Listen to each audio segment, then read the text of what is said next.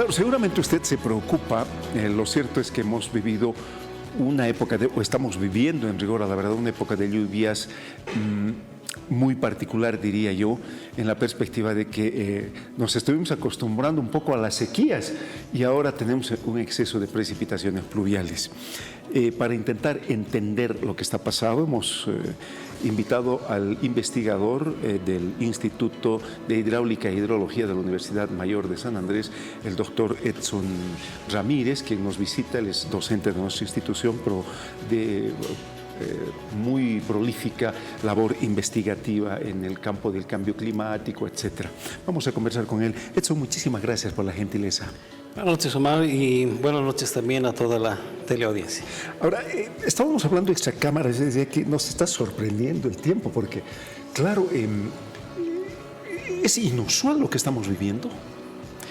Es inusual desde el punto de vista de que ya eventos anteriores, llamémosle eventos extremos, no se han presentado con estas características y con la velocidad que estamos observando en el momento actual. Porque, a ver, nos estuvimos tiempo, no muchos años atrás, incluso el año pasado, como que sentíamos un tanto de sequía, ¿no?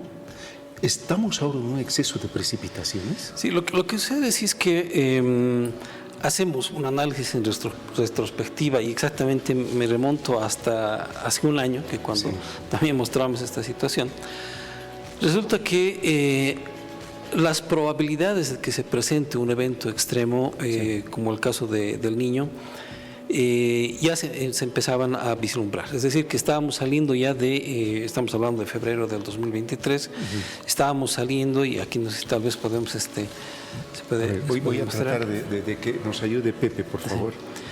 Esa gráfica que ustedes están viendo en color azul nos muestra, por ejemplo, de que estábamos saliendo ya de un periodo de la Niña, 3 años consecutivos de la Niña, que normalmente debíamos haber tenido bastante precipitación, 2 años sí, el tercero ya no tanto, y entramos en déficit justamente, y ahí ya veíamos que efectivamente habían probabilidades de que se presente para mediados y finales del anterior año un evento del Niño, ¿no? Caracterizado justamente por disminución de lluvia, es decir, en otras palabras, sequías en el altiplano, pero que al mismo tiempo está caracterizado por inundar norte de Bolivia, bueno, lo que hemos visto en realidad también que se ha inundado, ¿no? Ha ocurrido de cierta manera, o sea, y con cierto nivel de intensidad incluso, pero de un momento a otro que hemos visto, en realidad enero ha llovido no en las cantidades adecuadas y febrero está prácticamente rompiendo récords incluso de precipitación. Y lo que pasa en esto es de que en realidad debemos analizar ahora un otro evento extremo que nos está llegando y que es una especie de onda de rebote del fenómeno del Niño por el nivel de intensidad que ha tenido, y es ahora nuevamente una onda que va a provocar la llegada para fin de año del fenómeno de la Niña. Sin embargo, si bien en este momento no son directamente los efectos relacionados al fenómeno de la Niña, pero lo que aparentemente está cambiando esta nueva condición, que otra vez estarían empezando a enfriarse las aguas del Océano Pacífico, y eso está modificando el sistema de presiones.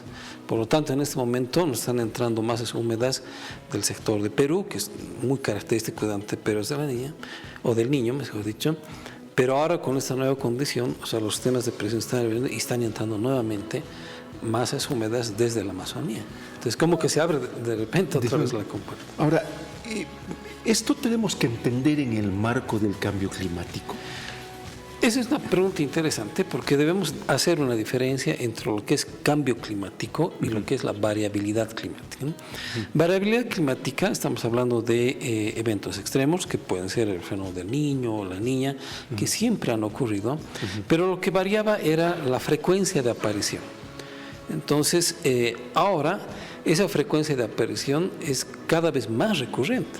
O sea, ya no como antes veíamos cada 4 años, después cada 2 años. Ahora lo que estamos observando prácticamente son ya alternancias de estos tipos de eventos extremos y que algunos, como el caso anterior, hemos tenido 3 años seguidos de la niña, seguido de un niño, y ahora otra vez va a volver el fenómeno de la niña. Y lo que está provocando el cambio climático es este sobrecalentamiento del planeta, un sobrecalentamiento de las aguas de los océanos, y que eso sin duda va a afectar a todo este delicado equilibrio entre los océanos y la atmósfera. Ahora, en el marco de las enormes preocupaciones que teníamos, porque claro, la población dice que estábamos en una campaña de ahorro de agua, sí, que hay que preocuparse por no gastar mucho, sí, y en el programa hemos hablado muchas veces sobre este tema, nuestra conciencia, etcétera. Y claro, la gente dice, ¿ustedes qué dicen? ¿Y qué dicen ahora cómo está lloviendo? Claro, y esa es una situación que sin duda, o sea, el espectador dirá, pero ¿y qué ha sucedido? Si estamos, exactamente eso, de que estamos en un proceso prácticamente crítico, llegando a niveles críticos, y depende ya, se invierte la situación, ¿no? Y lo que ha pasado en realidad es que efectivamente sí era un fenómeno del Niño que se venía a llegar con bastante intensidad. O sea, era una bala que nos llegaba directo, ¿no? Y una bala que la hemos esquivado, o sea, de a poco, de muy poquito, porque lo que nos ha salvado es otra condición atmosférica que se produce hacia el sur del continente, por las costas de Chile más o menos, que es un sistema atmosférico cuasi permanente, llamamos así, que se llama el anticiclón del Pacífico Sur. En otras palabras, es una circulación en sentido antihorario, es como una especie, llamémosle así, de ventilador, sí, que permite que se vayan enfriando las aguas también de las costas cercanas a Perú y Ecuador, que estaban muy calientes, ¿no? Asociado también a una corriente que se llama la corriente de Humboldt, que trae masas frías y más secas también desde el Polo Sur. Entonces, esa actividad del anticiclón del Pacífico Sur ha permitido de que de cierta manera ha ido frenando de que no llegue con la intensidad y el nivel de impacto que debería haber llegado este fenómeno del Niño. Es decir, eso nos ha permitido que no se presente una condición crítica de calentamiento tanto en el sector de la costa de Perú, Ecuador, y en la parte central del Pacífico, ¿no? Ahora, ¿esto es accidental, provisional, excepcional, o podemos pensar que esto podría ser recurrente? Lo preocupante actualmente es de que estas condiciones que estamos viendo ahora, ya pasos bruscos, es decir, que ya no entramos en realidad en periodos de neutralidad o periodos de normalidad hasta que venga el otro evento, son sobrepuestos, como estamos viendo, ¿no?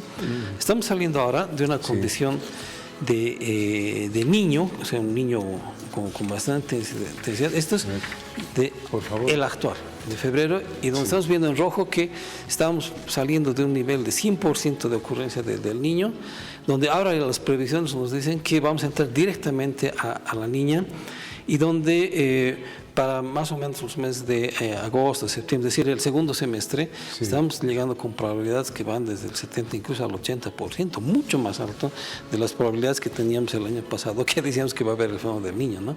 Entonces, ahora lo que hay que ver ahora, qué asociación hacemos en este aspecto, qué es lo que podemos esperar con este nuevo evento, ¿no? Por una parte, podríamos pensar de que en términos de lo que es la ciudad de La Paz, por ejemplo, ya estaríamos de cierta manera en una condición favorable de lo que del año pasado, que temíamos mucho por una cuestión de déficit de sequía, pero ahora tenemos que ver, haciendo esa analogía que decía de la bala que hemos esquivado, vamos a ver cuál es la trayectoria si no hay nada enfrente. Y en esto me refiero a que tendríamos que ahora empezar a pensar de que esta condición para finales de este año e inicios del próximo, podría estar asociado ya a fuertes inundaciones en el altiplano ahora, y también otra vez esas inundaciones en todo el sector de tierras bajas, estamos hablando norte de Bolivia, el sector de Beni, Pando, o sea que entrarían de una inundación a otra inundación, porque de acuerdo a lo que nosotros conocemos, monitoreos que hacemos, caracterizaciones que hacemos, normalmente el impacto más fuerte de las inundaciones, incluso relacionadas al fenómeno del Niño, es decir, lo que estamos saliendo, recién se llegan a ver en marzo y en abril. O sea que esperemos que no tengamos que ver la condición pico en marzo y abril de las inundaciones fuertes que conocemos en tierras bajas y norte de Bolivia, y que además esa condición de humedad ya precedente podría afectar también a la próxima temporada, si consideramos de que bajo esas condiciones que normalmente conocemos, tendríamos otro periodo de inundación, o sea, inundación tras inundación, ¿no? Y el otro aspecto que también desconocemos ahora, si hay una probabilidad de que se presenten niñas consecutivas, ¿no? O sea, estamos en una alternancia de eventos extremos que van de un lado al otro, ¿no? Y esa es lo preocupante, de que tal vez está asociado también a que ya hemos pasado umbrales de calentamiento de temperatura del planeta, que como lo decía el secretario de las Naciones Unidas, ya podemos empezar a tener condiciones totalmente impredecibles, ¿no? Qué terrible. Obviamente que las condiciones climáticas y a las intensidades de las lluvias han cobrado varias vidas ya en nuestro país. Sin embargo, me animaría a decir, todavía no hemos tenido catástrofes de la dimensión, no sé, me acuerdo el año 2001, si no me equivoco, en febrero, cuando hubo una riada aquí terrible. ¿Podríamos en alguna circunstancia esperar eventos de esas características? En el caso, por ejemplo, del famoso Martes Negro, ha sido una condición de un calentamiento bastante súbito, ¿no? Yo creo que es un efecto convectivo que ha creado una condición de que se presente una humedad que se enfría muy rápidamente, y que eso provoca también precipitaciones en forma de granizo, y que eso ha hecho colapsar todos los sistemas de drenaje, ¿no? Y eso deberíamos pensar en todo caso una ocurrencia de esa naturaleza, que puede estar asociado también a olas de calor muy fuertes, ¿no? De evaporación. Pero esos son eventos mucho más violentos, mucho más rápidos, que dan paso a lo que nosotros llamamos normalmente las tormentas o inundaciones súbitas. En inglés le llaman el flash flood, o sea, es una inundación muy violenta que causa sin duda esos daños que ya hemos percibido, ¿no? Pero la clave en todo esto es de que en base a toda información, y ahí justamente el rol de la universidad, de que a través de todos estos sistemas de monitoreo, investigaciones, o sea, ya tengamos esa lógica preventiva, ¿no? Que al nivel, a la primera señal que nosotros empecemos a ver de cosas que nos alertan, tendríamos que empezar a prepararnos en escenarios probables de ocurrencia, o sea, en función de los escenarios críticos. Si no ocurre el escenario crítico, perfecto, o sea, pero en caso de que se presente, o sea, estar preparados, y que cada vez, o sea, seamos más resilientes para poder actuar de forma mucho más rápida a todos estos eventos. Es una cuestión de planificación ahora, ¿no?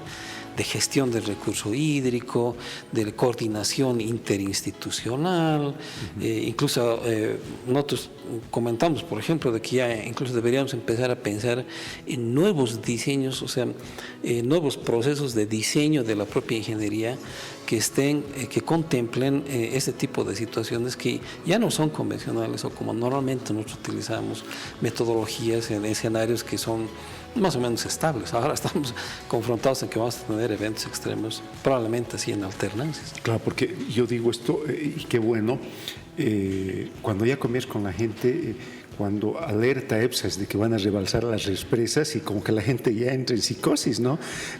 Han habido películas y todo de colapsos de represas, entonces la gente como que comienza a ponerse susceptible.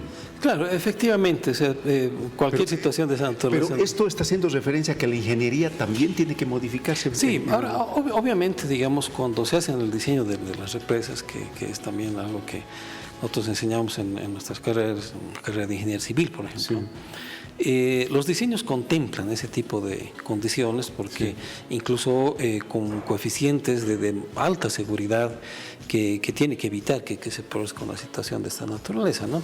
Pero lo importante, yo creo que ante todo esto es también informar de la manera más veraz a la sociedad, o sea, que no crear, digamos, pánico, pero sí, digamos, tener esa conciencia preventiva o alertas cuando hay situaciones, tormentas muy extremas, aprender de las experiencias como el famoso Martes Negro que hemos tenido, y mucho aspecto de educación a todos los niveles.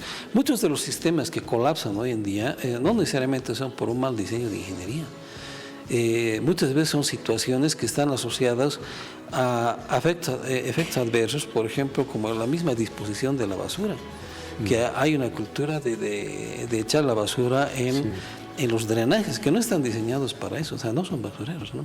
Entonces, obviamente, se reduce la eficiencia hidráulica y no funcionan como deberían funcionar. Entonces, es un proceso de constructivo que se tiene que reforzarse mucho en el aspecto de educación, y que tengamos esa disciplina como hay en países desarrollados, altamente disciplinados, como el caso del Japón, por ejemplo, que a la menor situación adversa, ellos saben cómo actuar. Sí.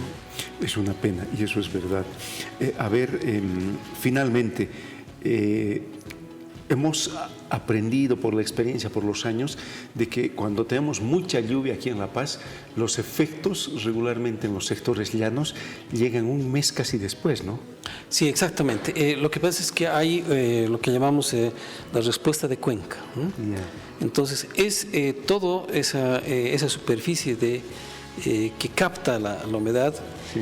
Y que la respuesta no es inmediata, digamos, las lluvias que caen acá, nosotros formamos parte de la cuenca amazónica. Claro. Es decir, estas lluvias en algún momento van a llegar al Amazonas y van a salir incluso hacia el Océano Atlántico, ¿no? Entonces, ese tiempo de respuesta puede durar bastantes semanas en función, digamos, desde dónde viene, ¿no? Hay casos donde llueve en la parte alta, en la parte media, en la llanura, y cada uno va a provocar diferentes efectos, ¿no? Estas lluvias que hemos estado viendo, por ejemplo, ya en la ciudad de La Paz, o en sectores de Mapiri, por ejemplo, que han sido muy fuertes, están llegando todavía recién a las desembocaduras, por ejemplo, de tierras bajas. Y es por eso que el tiempo de respuesta normalmente empieza a aparecer hacia los meses de marzo, es decir, ya en breve, y hacia abril, ¿no? Entonces hay que estar muy atentos y tomar las medidas también en caso de que se presenten esos desbordes o elevaciones de niveles de agua que provoquen inundaciones que ya hemos visto también en el pasado. Ustedes trabajan regularmente con modelos, ¿verdad? En modelajes. Sí. En virtud de este momento que estamos viviendo, más o menos, ¿qué tiempo más de lluvias podríamos esperar, dadas las características que nos está mostrando? Normalmente nosotros que llamamos la zona de convergencia, es decir, una zona de alta nubosidad que está más o menos al medio de la línea del Ecuador, desciende bastante hacia los meses de diciembre, enero, febrero, que es la zona de lluvias, y después se va desplazando hacia el norte y se tiene la época seca o la época de estiaje, ¿no? Normalmente ya a partir de febrero, marzo tendría que empezar a subir nuevamente esta zona de convergencia y tendríamos que estar entrando a la época seca. Entonces, de acuerdo a todas las observaciones, distribuciones de precipitación que tenemos, el pico ya estaríamos saliendo ya de este pico, pero no hay que confiarse. Recordemos que el año pasado, incluso en plena época de estiaje, época seca, en mayo hemos tenido tormentas fuertes que han sido las que nos han permitido equilibrar un poco las represas, ¿no? Sí. Entonces, ahora sí las condiciones, son mucho más delicadas, en que ya no siguen los patrones convencionales que normalmente no se solía observar. Qué importante. ¿Qué podría recomendar a las autoridades? Sobre todo ahora, empezar a trabajar desde ahora, o sea, porque no me gustaría tener que volver, digamos, hacia una entrevista a fin de año donde decimos, bueno, hace un año hemos hablado lo mismo. Yo creo que con esta experiencia que estamos viendo, vemos la gran importancia de lo que llamamos los sistemas de alerta temprana. O sea, creo que de una u otra manera esta situación del fenómeno del Niño nos ha permitido incluso organizarnos o conocernos, llamémoslo así, entre técnicos, investigadores, tomadores de decisión. Entonces aprovechemos eso, que ya por lo menos hemos podido interactuar. Ahora empecemos a trabajar en ver qué escenarios nos pueden presentar bajo estas nuevas condiciones e irlos trabajando a lo largo de todo el año, de tal manera que de darse una situación adversa relacionada a una situación de niña, por ejemplo, ya estemos totalmente preparados, tengamos a la sociedad informada y podamos apoyarnos en todos esos niveles, ¿no? O sea, desde la sociedad, tomadores de decisión, la academia, que nos permitan justamente ser mucho más resilientes a estos impactos, ¿no?, que estamos viendo, que también están asociados al cambio climático. El Instituto de Investigaciones Hidráulicas e Hidrológicas tenía muchos, yo recuerdo uno de los ejemplos, tenían un modelo muy interesante que lo hicieron correr hace mucho tiempo y después desencadenó en una realidad que se alertó. Ustedes están trabajando también en ese tipo de modelos, ¿no? Sí, por supuesto. En realidad nuestro laboratorio está compuesto por diferentes especialistas en diferentes campos de acción de la hidráulica e hidrología. Entonces tenemos colegas efectivamente que están permanentemente trabajando, por ejemplo, con modelos físicos de simulación, que son muy interesantes en términos de ver, por ejemplo, la eficiencia de obras hidráulicas en pequeña escala y que después nos permiten eso transponer ya a las obras reales, sabiendo que se han testeado. Se trabaja mucho con este tipo de aspectos de previsión, de escenarios probables, precipitaciones, inundaciones. Nuestro laboratorio actualmente trabaja con diferentes equipos de investigación, no solamente a nivel nacional, también internacional, y gracias a eso también que podemos interactuar con nuestros pares académicos de otras universidades, centros de investigación, y que vamos contrastando información, vamos mostrando lo que está ocurriendo, y toda esa información permite justamente a los centros de monitoreo mundial afinar estas previsiones y que nos permiten también utilizar a nosotros como herramienta de planificación. Edson, le agradezco infinitamente por la gentileza. Estuvo el año pasado de viaje también en un encuentro internacional, así es que lo vamos a convocar en cualquier momento para que nos cuente este tema. Perfecto, sí, un poco adelantando también, o sea, sí. Tenemos en breve este año tenemos que hacer un trabajo conjunto con colegas de investigación de China. Ah, qué interesante. Sí. Que forman parte de la Academia Nacional de Ciencias de China, donde vamos a ir a intercambiar todas esas experiencias de cómo hemos hecho estos modelos, estos sistemas de monitoreo. Entonces creo que puede ser una oportunidad interesante. Qué interesante, en verdad que sí, porque algunas veces nos miran y piensan que aquí no estamos haciendo nada y en realidad hay trabajo que debemos mostrar y que es nuestra labor además mostrar. Muchísimas gracias por la amabilidad. Un gusto, Marcelo. Muchísimas gracias. El doctor Edson Ramírez, ingeniero civil de profesión, ¿verdad? Y miembro además de la comunidad de investigación de nuestra Casa de Estudios Superiores, particularmente del Instituto de Hidráulica e Hidrología de San Andrés.